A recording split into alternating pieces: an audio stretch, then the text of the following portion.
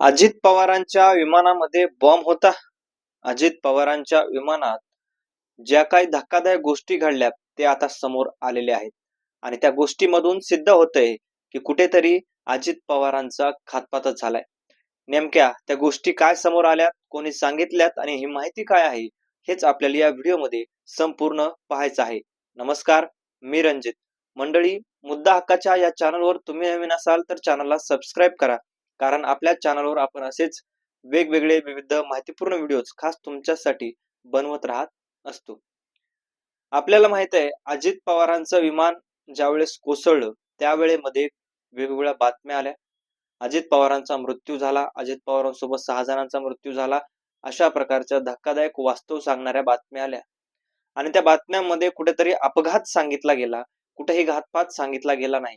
विमानाचा हा निव्वळ अपघात आहे अशा प्रकारचं शरद पवारांनी सुद्धा सांगितलं. मग याच्यावरून प्रश्नचिन्ह निर्माण लोकांनी केले नाहीत की हा घातपात आहे किंवा काय आहे. मात्र काही लोक असे होते, अमोल मिटकरींसारखे असतील किंवा बजरंग सोनवणे सारखे असतील, त्यांनी सांगितलं की 100% घातपात असू शकतो, कारण त्यांनी काही प्रश्न निर्माण केलेत आणि ते प्रश्न अतिशय धक्कादायक आहेत. ते प्रश्न म्हणजे अमोल मिटकरींनी सांगितलं, जर तुमच्या विमानामध्ये 6 जण बसलेले होते तर 5च बॉड्या कशा सापडल्या? तुमच्या विमानामध्ये ज्यावेळेस विमान पडलं त्यावेळेस अजित पवारांच्या हातातली घड्याळ कुठं गायब झाली? घड्याळावरून तुम्ही सांगितलं की ओळख पटली अजितदादांची, मग ती घड्याळ कुठं गायब झाली?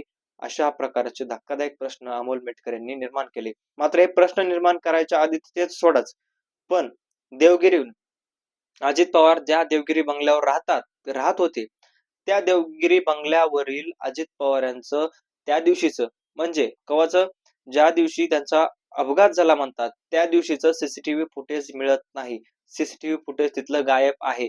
मग अजित पवारांच्या उपमुख्यमंत्र्यांचा सीसीटीव्ही फुटेज जर तिथून मिळत नसेल तर नेमकं खरं काय आहे, सत्यता काय आहे, लवकरच समोर यायला पाहिजे. हा घातपात आहे की सगळ्या गोष्टी आहेत, हे सगळं समोर यायला पाहिजेत. मात्र आता अजित पवारांच्या विमानामध्ये बॉम्ब आहे किंवा काय आहे, अशा प्रकारची धक्कादायक माहिती कुठून आली आहे, तर तुम्हाला सविस्तर सांगतो त्याच्यामध्ये काय घडले आणि कशामुळे अशा प्रकारचा प्रश्न उपस्थित करण्यात आलेला आहे की अजित पवारांच्या विमानामध्ये बॉम्ब होता. तर याच्यामध्ये सर्वात महत्वाचं म्हणजे ज्या वेळेस विमान लँड होणार होतं, म्हणजे विमान उतरणार होतं, रनवे पुढं होता. रनवे अगदीच जिथं क्रॅश झालं विमान त्याच्या थोडासा पुढं होता आणि थोडं अलीकड आधीच विमान लँड झालेले.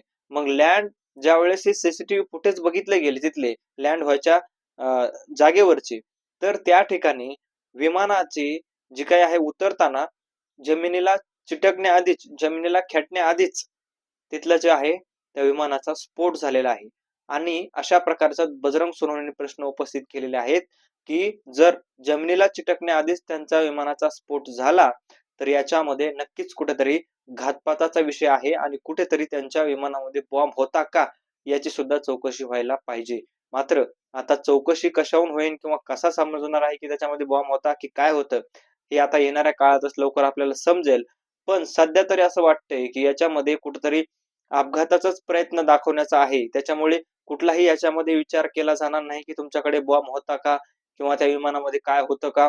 ज्यावेळेस याचा ब्लॅक बॉक्स समोर येईल त्या ब्लॅक बॉक्स मधून फक्त आवाज समोर येतील. त्यावेळेस पायलट काय बोलत होते विमानातील, समजा त्यांच्या जवळ पायलट जवळ कोणी येऊन काय बोललं का, अशा प्रकारचं काय समोर येणार आहे. ज्या पायलटनं कमांड दिलेल्या विमानाला त्या समोर येणार आहेत. मात्र आता बॉम्बची माहिती जर अशा प्रकारची असेल की विमान जर पडायच्या आधीच, विमान चिटकायच्या आधीच कशा प्रकारचा स्फोट होतो हे सीसीटीव्ही तिथं दिसून आलेलं आहे. म्हणून हे बजरंग सोनवणेंनी प्रश्न निर्माण केले गेले आहेत. कारण सीसीटीव्ही जर आपणही नीट पाहिले, छाळून जर पाहिले तर त्या ठिकाणी जमिनीला चिटकण्याआधीच त्या विमानाचा स्फोट झाल्याचं दिसून येत आहे. मग जमिनीला चिटकण्याआधीच कस काय स्फोट झाला किंवा काय गोष्टी घडल्या याचा तपास हा काटेकोरपणे आणि कुठेतरी हा घातपाताचा विषय आहे का, जिथले सीसीटीव्ही सुद्धा मिळत नाहीत. कुठले? विमानतळावरले सीसीटीव्ही मिळत नाहीत. मग त्या सीसीटीव्ही जर मिळत नसतील, देवगिरी बंगल्यावर सीसीटीव्ही मिळत नसतील आणि कुठलेही सीसीटीव्ही जर तुम्हाला मिळत नसतील तर नक्कीच याच्यामध्ये विचार करण्याची गरज आहे. अजितदादांचा नक्की अपघात होता की घातपात होता हे समोर येणं गरजेचं आहे. कारण या सगळ्या गोष्टीमध्ये कुठेतरी सामान्य माणसाला असो किंवा त्यांच्यासोबत काम करणाऱ्या नेत्यांना असो हा संशय आहे. की संशय कसा आहे, तर एक मोठा नेता आमचा हरवलाय, मग त्या नेत्याच्या पाठीमागे कुठेतरी लोकांनी काही कारस्थान करून त्यांना संपवलंय का? अशा प्रकारचे प्रश्न निर्माण केले जात आहेत. तुम्हाला काय वाटते? तुमचं मत कमेंटमध्ये नक्की नोंदवा आणि हो, चॅनलवर जर नवीन असाल तर चॅनलला सबस्क्राईब करायला अजिबात विसरू नका. धन्यवाद.